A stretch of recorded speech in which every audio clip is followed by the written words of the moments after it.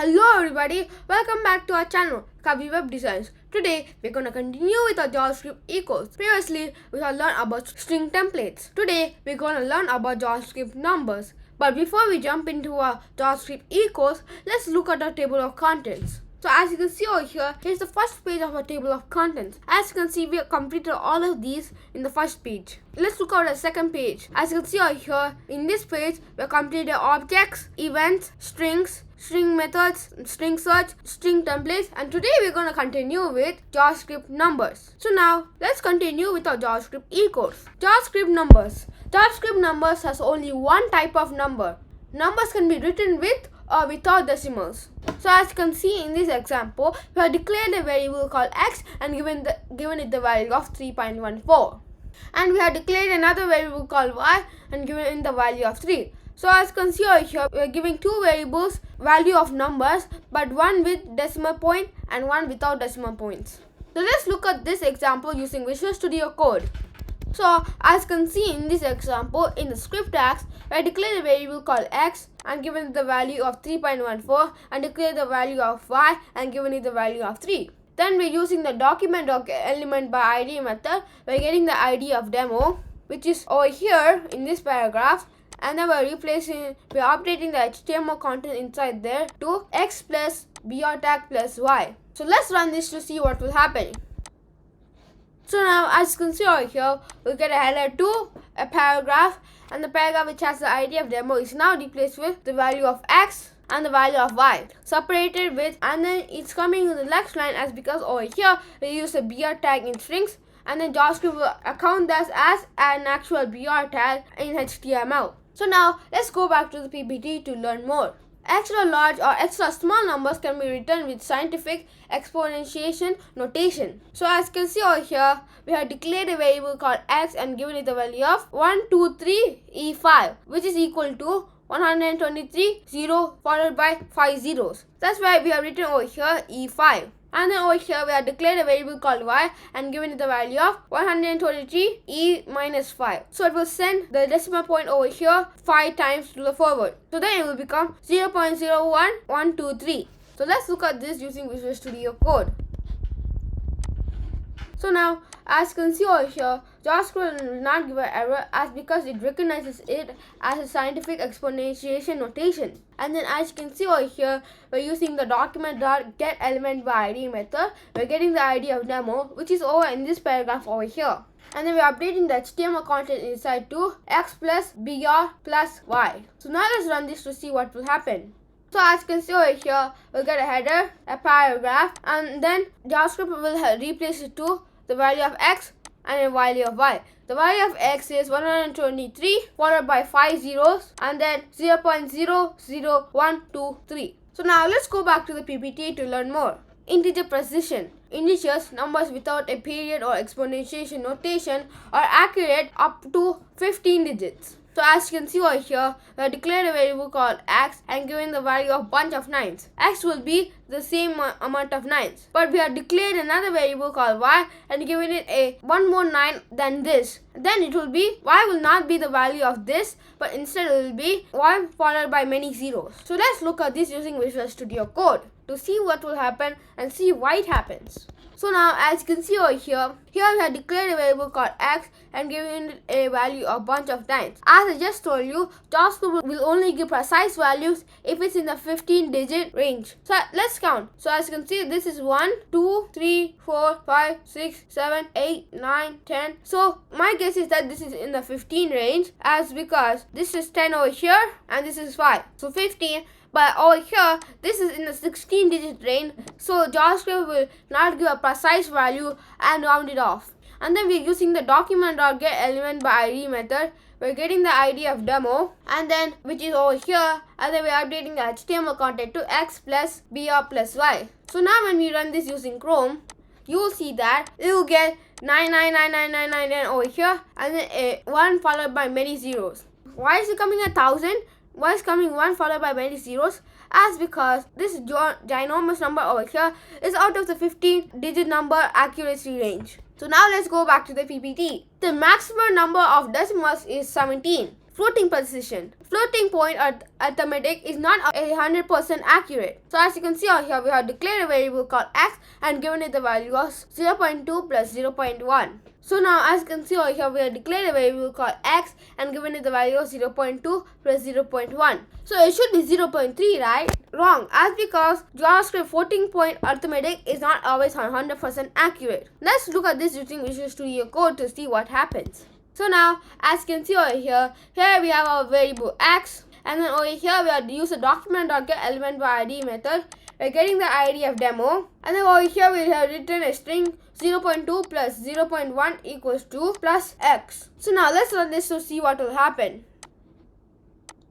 So as you can see over here, we have a header 1, a header 2, a paragraph, and a paragraph which has the ID of demo is now updated to 0.2 plus 0.1 equals to 0.3, 0, 0, 0, 0, 0, 0, etc. and then 4. So as you can see over here, JavaScript is not always 100% accurate. So now let's go back to the PPT to learn more. To solve the problem above, it helps to multiply and divide. So as you can see over here we have the variable x, and we are given it as 0.2 times 10 plus 0.1 times 10, all in brackets, divided by 10. So this then will help JavaScript understand what's going on, and then it will give the correct result. So let's look at this using Visual Studio Code. So now as you can see over here we have the variable x, and then over here we're using let y equals to 0.2 times 0.10 plus 0.1 times 10 slash the whole thing divided by 10, and then we're displaying the element using document.getElementById method. We're getting the ID of demo2, and then we're updating it to 0.01 plus y. But as you can see over here in this x variable, we're not using this. We're just simply writing 0.2 plus 0.1, and then we're updating the HTML element which has the ID of demo1 to the value of x over here. So now let's run this to see what will happen. So as you can see over here, the paragraph which had the ID of demo1 is now replaced with 0.2 plus 0.1 equals 0.3 followed by a bunch of zeros and then 4. And then over here 0.2 plus 0.1 equals 0.3. As because over here, instead of just adding it, we are multiplying it and then we are dividing it by 10. So then this will be 2 plus 1, which is 3, and then divided by 10 is 0.3. So now let's go back to the PPT. Adding numbers and strings. Warning: JavaScript uses a plus operator for both addition and concatenation. Numbers are added and strings are concatenated. If you add two numbers, the result will be a number. So as you can see over here, we have declared a variable called x and given it the value of 10. And we have declared a variable called y and given it the value of 20. And then over here, we have declared a variable called z and given it the value of x plus y. So then the value will be 30, right? Yeah, that's correct. Let's look at this using Visual Studio Code. So as you can see over here, in the script tags, we have an example from the PPT, and then over here, we're using the document.getElementById method. We're getting the ID of demo. So JavaScript will search to the body tag, the HTML tag, the header 2, and this paragraph tag, and then finally it will search to this paragraph tag to see if it has the ID of demo. So it has the ID of demo. Then update the HTML content inside to the value of z, which is x plus y, which is 20 plus 10, which is 30. So now let's run this to see what happens. So as you can see over here we have a header, a paragraph, and then the paragraph which has the ID of demo is now replaced with, is now updated with 30. So now let's go back to the PPT. If you add two strings, the result will be string concatenation. So as you can see over here in this example, we have declared a variable called x and given it the value of 10. But as you can see over here, we are given it as the value of 10 in a string. So then JavaScript will treat it as a string instead of a number. And as you can see over here we have declared a variable called y and given it the value of 20. But it's also in double inverted code. So JavaScript will also treat it as a string. And then we are declaring a variable called z and then adding x plus y. So the value should be 30, right? Wrong. It should be 10, 20. Why, you may ask? Because 10 and 20 are strings, not numbers. So let's go to Visual Studio Code to learn more. As you can see over here, here's the example from the PPT where we have declared a variable called x, y, and z. And over here we're using the document.getElementById method. We're getting the ID of demo, which is in this paragraph over here, and replacing it with the value of z. So now let's run this to see what's happening using Chrome. So as you can see over here we have a header 2, a paragraph, and the paragraph which has the ID of demo is now replaced with 10, 120, 1020. So now let's go back to the PPT. If you add a number and a string, the result will be a string concatenation. As because there's still a string over here, so then it will be concatenated. So as you can see over here, we have declared a variable called x and given it the value of 10, which is not in double inverted quotes. But we have declared a variable called y and given it the value of 20, and we have put it in double inverted quotes. So then JavaScript will think that it's a string. And then over here we have declared a variable called z and given it the value of x plus y. So now let's look at this using Visual Studio Code to see what happens. So as you can see over here, here's the example from the PPT. But there's a single change over here. We have not declared a variable of z. As because we're using the document.getElementById method, we're getting the ID of demo and replacing it with a string plus x plus y. So now let's run this using Chrome. So now as you can see over here, we'll get a heading 2, a paragraph, and the paragraph which had the ID of demo is now replaced with. The result is 1020. So now let's go back to the PPT. The JavaScript interpreter works from left to right. First 10 plus 20 is added because x and y are both numbers. Then NA, not a number. NA is a JavaScript result keyword indicating that the number is not a legal number. Trying to do arithmetic without a non-numeric string will result in NA, not a number. So as you can see over here, here's the example of where NA is possible. So we have declared a variable called x, and then over here we are assigning the value of 100 divided by the string apple. So this doesn't make any sense, right? Yeah, so JavaScript will think that and give out the value of NaN, not a number. So now let's go to Visual Studio Code to get a better visualization. So now, as you can see over here, we're using the document.getElementById method. We're getting the ID of demo and using inner.html to update the HTML content inside to the value of x. So now when we run this using Chrome, so now let's look, so looks like there's already a browser which is running.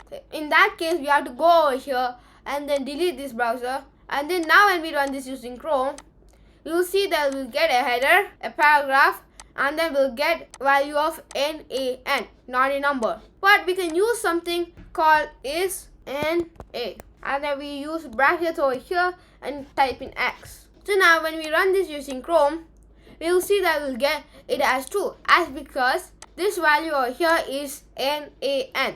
So now let's go back to the PPT. NA is a number, so type of NA returns a number. So as you can see in this example over here, we're using the type of function, and then over here we're giving it as NA. So then we are asking JavaScript what is the type of NA. So then JavaScript will give it as type of number, and because NaN is also a number. So let's look at this using Visual Studio Code. So as you can see in this example over here, we're using the document.getElementById method. We're getting the ID of demo, and you're using the type of NA method to get the type of NA, which is a number. And then we're updating the HTML element which has the ID of demo.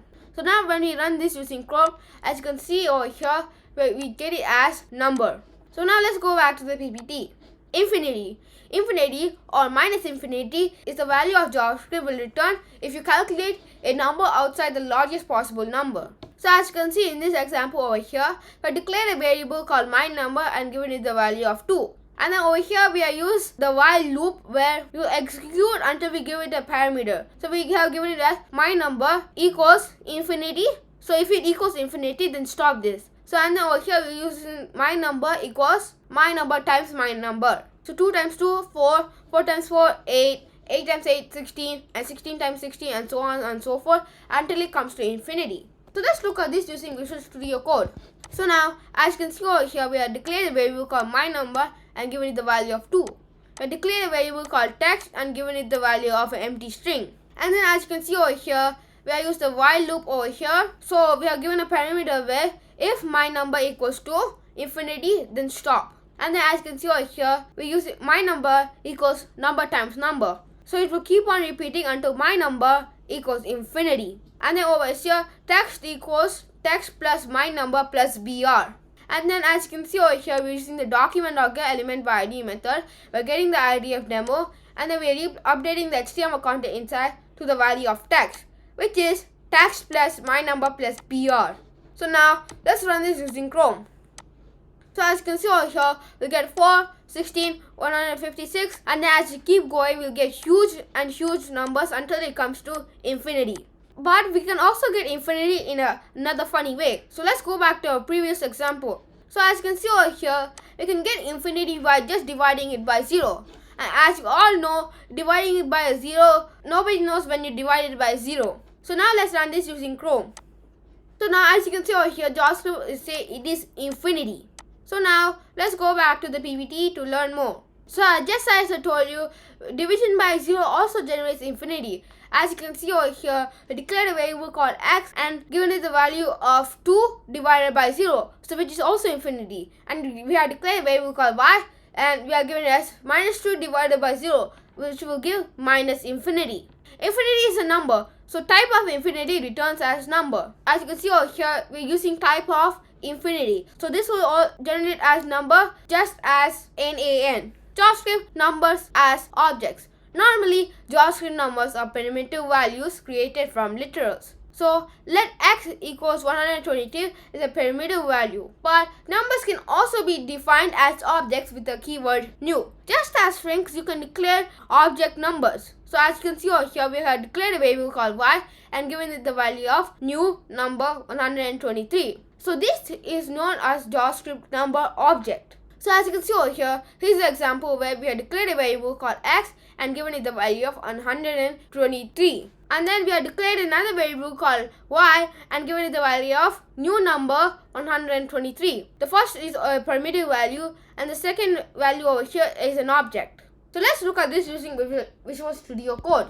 So now, as you can see over here we have a comment x where it's saying x is a number and we have declared a variable called x using the let keyword and given it the value of 123. And we have declared a variable called y and given it the value of number object. And then as you can see over here, we declared the variable called y and over here we are given it as we are using the new keyword to make a number object. And then we're using the document.getElementById method. We're getting the ID of demo and then we're updating to type of x plus br plus type of y. So now let's run this using Chrome.